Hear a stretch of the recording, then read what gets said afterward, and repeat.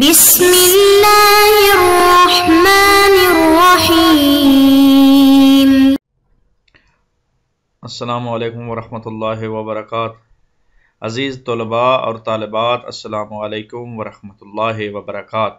امید ہے کہ آپ لوگ خیر و عافیت سے ہوں گے۔ ہم فقہی احکام کے دروس کا سلسلہ جاری رکھے ہوئے ہیں۔ اس میں ہم سبق نمبر 37 پڑھ چکے ہیں، اور سبق نمبر 37 کا مختصر خلاصہ یہ ہے کہ اس میں ہم نے ذکر کیا تھا، ٹاپک مطہرات ہی تھا، اور ذیلی ٹاپک جو تھے وہ دو تھے، ایک عین نجاست کا ذیل ہونا اور دوسرا طبیعت کے کچھ مسائل ہم نے پڑھے تھے۔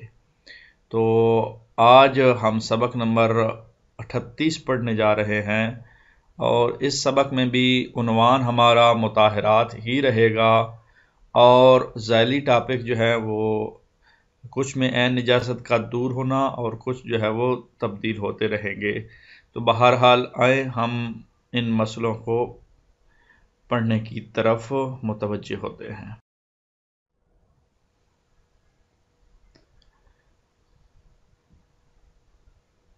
219 نمبر مسئلہ ہے، اور اس کا عنوان مطہرات ہے، اور مطہرات میں ذیلی ٹاپک جو تبدیل ہو گیا ہے، یا تبدیل ہو گیا، یا یوں کہیں کہ ایک نیا ٹاپک آ گیا ہے۔ تو نجاست کھانے والے حیوان کا استبراء جو ہے، یہ اس کا ذیلی عنوان ہے۔ یہ 10 کیا لکھا ہوا ہے، اس کے بارے میں پچھلے اسباق میں بھی بتاتا رہا ہوں۔ اب دوبارہ آپ کو رپیٹ کر دیتا ہوں کہ ہم نے شروع میں جب مطہرات کے احکام شروع کیے تو مطہرات ہم نے گنتی کیے، عنوان ان میں 12 عنوان ہم نے گنتی کیے تھے۔ مثلا مطہرات کتنی ہیں، اس کے جواب تھا 12، اور مثلا پانی ایک مطہر، زمین دوسرا مطہر، سورج تیسرا، استحالہ چوتھا، وغیرہ وغیرہ، طبیعت، انتقال، انقلاب، ہم مختلف پڑھتے آئے ہیں۔ عین نجاست کا دور ہو جانا، یہ ہم نے 9 نمبر پہ پڑھا تھا پچھلے سبق میں، اور آج جو ہے وہ 10 نمبر پڑھ رہے ہیں، نجاست کھانے والے حیوان کا استبراء۔ اس مسئلے کو تفصیل سے پڑھتے ہیں۔ جس حیوان کو انسانی نجاست کھانے کی عادت پڑ گئی ہو، اس کا پیشاب اور پاخانہ نجس ہے۔ یہ آپ کے ذہن میں ہونا چاہیے کہ جس حیوان کو انسانی نجاست کھانے کی عادت ہے تو اس کا پیشاب اور پاخانہ نجس ہے۔ اگر اسے پاک کرنا مقصود ہو تو اس کا استبراء کرنا ضروری ہے۔ اب استبراء کیا ہے، اس کے بارے میں وضاحت کرتے ہیں اگلے مرحلے میں۔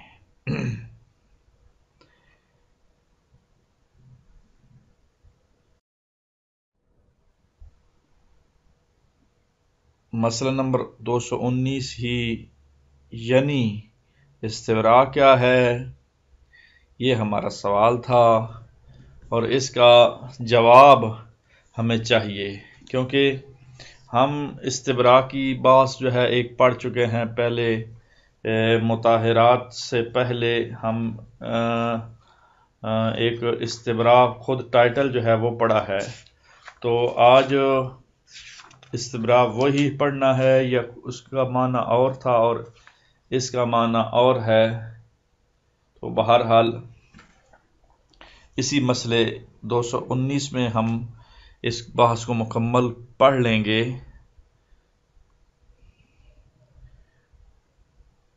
تو استبراء وہ جو تھا نا، اس کا معنی یہ تھا کہ ہم وضو کرنے کے لیے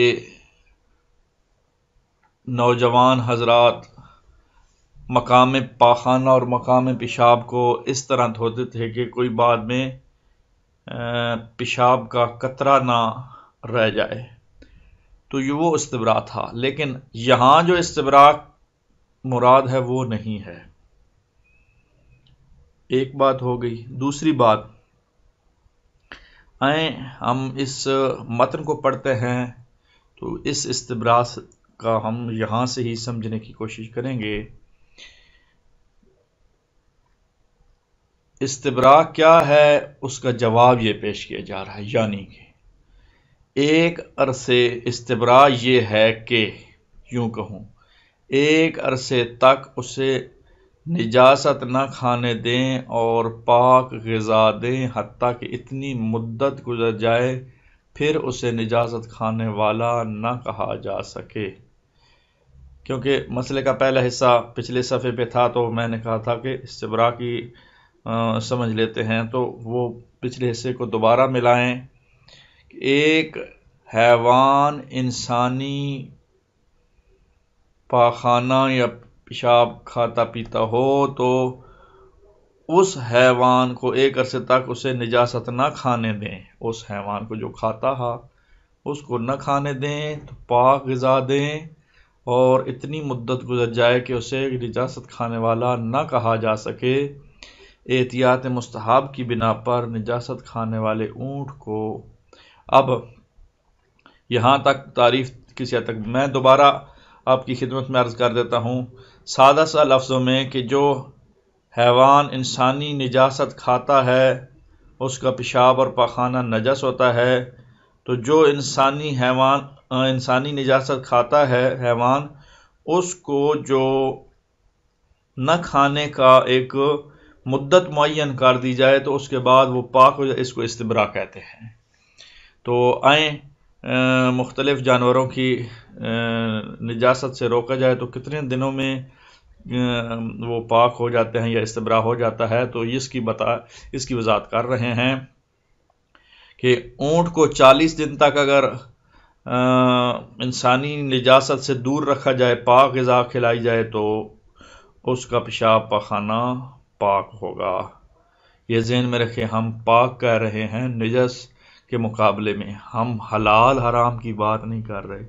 ایسا نہ ہو کہ پاک کوئی سمجھ کر پھر وہ کھانا بھی شروع کر دے، تو ہر چیز پاک جو ہے وہ کھانے کے قابل نہیں ہوتی، بہت ساری چیزیں پاک ہوتی ہیں لیکن کھانے کی ممان۔ بہرحال اونٹ 40 دن تک استبراء ہے، گائے کا 20 دن تک، بھیڑ کا 10 دن تک، مرغابی کا 7 دن تک اور یا 5 دن تک، اور پالتو مرغی کو 3 دن تک نجاست کھانے سے باز رکھا جائے تو استبراء ہو جاتا ہے، اگرچہ مقررہ مدت گزرنے سے پہلے ہی انہیں نجاست کھانے والا حیوان نہ کہا جا سکے، تب بھی اس ٹائم اور پیریڈ تک اس کو روکنا ضروری ہے، تب بھی اس مدت تک انہیں نجاست کھانے سے باز رکھنا ضروری ہے، روکنا ضروری ہے۔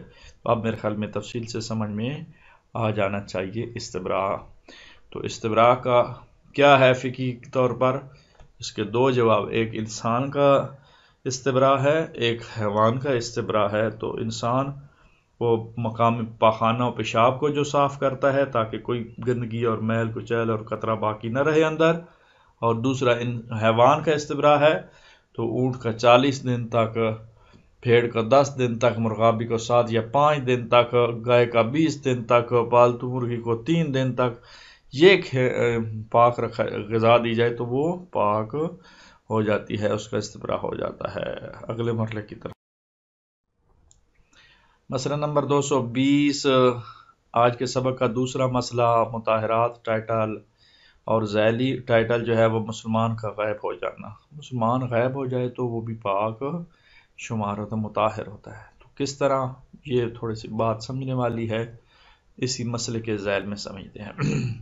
اگر بالغ اور پاکیزگی نجاست کی سمجھ رکھنے والے مسلمان کا بدن، لباس یا دوسری اشیاء مثلاً برتن اور دری وغیرہ جو اس کے استعمال میں ہو نجس ہو جائے اور پھر وہ وہاں سے چلا جائے، تو اگر کوئی انسان عاقلانہ طور پر یہ احتمال دے کہ اس نے یہ چیزیں دھوئی تھیں تو وہ پاک ہوں گی، کیونکہ مسلمان ہے، مسلمان کا چلا جانا ہی کافی ہے کہ وہ اس نے پاک کر لی ہوں گی، یا اس کے جانے کے بعد جو ہے وہ اس نے پاک کر لی ہوں گی۔ جی اگلے مرحلے کی طرف بڑھتے ہیں۔ مسئلہ نمبر 221 اور اس کا ٹائٹل مطہرات۔ اگر کسی شخص کو یقین یا اطمینان ہو کہ جو چیز پہلے نجس تھی اب پاک ہے، یا دو عادل اشخاص کے پاک ہونے کی خبر دیں، ان کی شہادت اس چیز کی پاکیزگی کا جواز بنے تو وہ چیز پاک ہے۔ اسی طرح اگر وہ شخص جس کے پاس کوئی نجس چیز ہو کہے کہ وہ چیز پاک ہو گئی ہے، مثلا کوئی اس بات کے لیے گواہی دے کہ پیشاب سے نجس کپڑا کو دوبارہ دھویا گیا اور وہ غلط بیان نہ ہو، یا کسی مسلمان نے ایک نجس چیز کو دھویا ہو اگرچہ یہ معلوم نہ ہو کہ اس نے اسے ٹھیک طرح سے دھویا ہے یا نہیں، تو وہ چیز پاک ہوگی۔ بس سادہ سی بات ہے، لوگوں کے ظاہری امور پر اطمینان اور یقین کرنا لازمی ہے۔ اگر وہ نجس کہتے ہیں، باوثوق لوگ ہیں، اچھے ہیں، نجس سمجھی جائے۔ اگر وہ کہتے ہیں ہم نے پاک کر دیا تو پاک سمجھی جائے۔ بس اس کی بال کی کھال اتارنا لازمی نہیں ہوتا، ہر چیز کے پیچھے پڑ جانا، اس کی ایتھینٹکسٹی کو وہاں تک چھوڑ کے آنا جہاں تک ان کو بھی نہ پتہ ہو، یہ مناسب نہیں ہے۔ بہرحال اگلے مسئلے کی طرف بڑھتے ہیں۔ مسئلہ نمبر 222 ہے، عنوان مطہرات ہی ہے۔ اگر کسی نے ایک شخص کا لباس دھونے کی ذمہ داری لی ہو اور کہے کہ میں نے اسے دھویا ہے، اور اس شخص کو اس کے کہنے سے تسلی ہو جائے تو وہ لباس پاک ہے۔ بات وہی ہے جو پچھلے مسئلے میں ہم نے کی ہے کہ بس کسی کے کہنے پر ظاہری الفاظ کے اوپر اعتماد کرنا چاہیے، اور انسان ظاہر کا ہی پلندہ ہے، باطن میں تو کوئی نہ جائے۔ ہاں، ہم کہیں کہ ہم معصوم ہیں، نہیں، انسان کیا ہے، بس اللہ تعالیٰ نے پردہ رکھا ہوا ہے، اس پردے کے پیچھے کیا ہو رہا ہے اس کی طرف نہیں جانا چاہیے۔ مسئلہ نمبر 223 مطہرات ٹائٹل اور کچھ یوں ہے، اگر کسی شخص کی یہ حالت ہو جائے کہ اسے کسی نجس چیز کے دھو جانے کا یقین ہی نہ آئے، یقین نہیں آ رہا اس کو، اگر وہ اس چیز کو جس طرح عام لوگ دھوتے ہیں دھو لے تو کافی ہے۔ بس ایک چیز دھونا شروع کی تھی، بار بار وہ دھوتا رہا۔ یہاں مثال دینا تو مناسب نہیں ہے، لیکن بطور مثال صرف اس کے شاہد کو دیکھا جائے۔ ایک شخص جو ہے اس کے پوتے بھی تھے، نواسے بھی تھے، نواسیاں بھی تھی، تو وہ اپنی واش روم میں جانے کے وقت جو ہے وہ اپنی بیگم سے صفائی کرواتا، اس وجہ سے کہ وہ شک میں پڑ جاتا تھا، تھوڑی سی دھوئی ہے تو پھر اوپر سے کہتا تھو، پھر اوپر سے دھو، جہاں تک ہاتھ نہیں پہنچتا تھا اس سے اوپر، یعنی یہ شک کی ایک علامت ہے، اور وہ پھر بیچارہ تو بہرحال ایسا جو ہے وہ نہیں ہونا چاہیے۔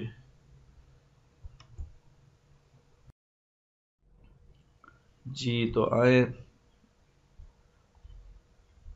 مسئلہ نمبر 224 ٹائٹل مطہرات ہے، اور اس کا ذیلی ٹائٹل جو ہے وہ معمول کے مطابق ذبیحہ کے خون کا بہہ جانا ہے۔ اس کے ساتھ 12 نمبر کیا لکھا ہے یہ بار بار میں بتاتا آیا ہوں، اور ابھی آخری وقت بھی بتا دیتا ہوں کہ مطہرات 12 ہیں، اور 12 مطہرات میں پہلے پانی، زمین، سورج، استعالہ، انقلاب، انتقال، نجس، قدور وغیرہ وغیرہ وغیرہ پڑھ لیا ہم نے۔ اب جو ہے آخری مطہر چیز وہ ہے معمول کے مطابق ذبیحہ کے خون کا بہہ جانا۔ کسی جانور کو شرعی طریقے سے ذبح کرنے کے بعد اس کے بدن سے معمول کے مطابق ضروری مقدار میں خون نکل جائے تو جو خون اس کے بدن کے اندر باقی رہ جائے وہ پاک ہے۔ تو یہ شرعی طریقے سے وہ خون نکل جاتا ہے ذبح کرنے سے، رگیں کاٹنے سے، باقی جو رہ جائے وہ پاک ہوتا ہے۔ مسئلہ نمبر 225 اس کا ٹائٹل اور عنوان بھی مطہرات ہے، ہم نے پچھلے مسئلے میں بھی ذکر کیا کہ احتیاط واجب کی بنا پر اس جانور سے مخصوص ہے جس کا گوشت حلال ہو. ہاں، یہ ذہن میں حلال ہی ذبیحہ ہوتا ہے نا، حرام کو ذبح کرنے کا کیا معنی ہے. تو بہرحال یہ آپ کے ذہن میں ہونا چاہیے، ذہن نشین کر لیں. جس جانور کا گوشت حرام ہو اس پر یہ حکم جاری نہیں ہوگا. آئیں حل کرتے ہیں. اس سبق کی تمرین یہ ہے: 2 عادل اشخاص اس کے پاک ہونے کی خبر دیں اور ان کی خالی جگہ اس چیز کی پاکیزگی کا جواز بنے تو وہ چیز پاک ہے. اس خالی جگہ ڈیش ڈیش میں آپ نے سبق سن کر پر کرنا ہے. مسلمان کا یہ ایک جملہ تھا، سنٹنس مکمل کرنا ہے، ہو جانا. یہ سبق میں آ جایا ہے. تیسرا سوال: جس جانور کا ڈیش ڈیش ڈیش حرام ہو اس پر یہ حکم جاری نہیں ہو. یہ یہاں بھی خالی جگہ پر کرنی ہے. آج کے لیے اتنا ہی کافی ہے. اللہ تعالیٰ آپ کو حامی و ناصر ہو. اللہ نے نگہبان. خدا حافظ.